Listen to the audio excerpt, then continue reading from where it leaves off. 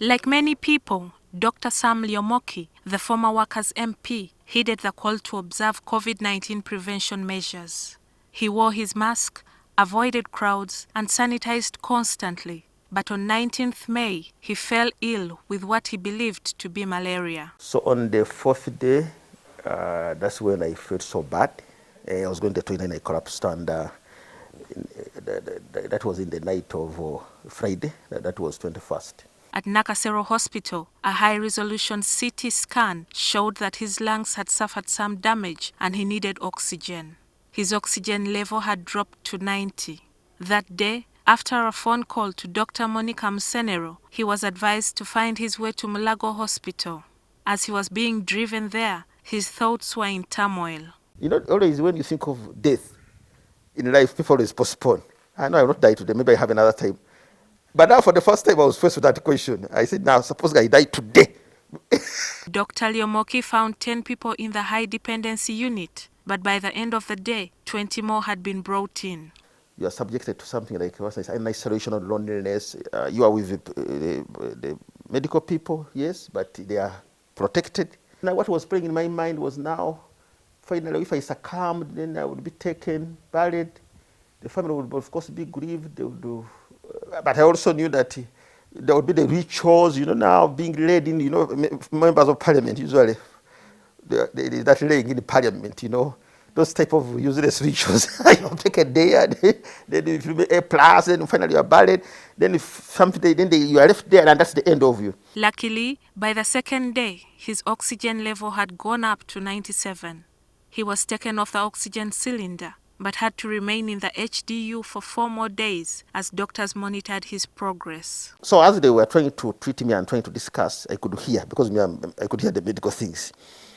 Okay, they were saying, okay, now he has improved of oxygen, but now let us monitor the next few days and see if he doesn't go into that cytokine storm, then that will be fine. Now again brings another issue. You are a bit okay, but now there's another 2 days something can come up. Although Dr. Lyomoki will not talk about the number of people who died while he was in the HDU, his greatest regret is failing to pray for the man who was in the bed next to his. Was badly off than me, and then when I closed, you know, I was just when I closed my eyes,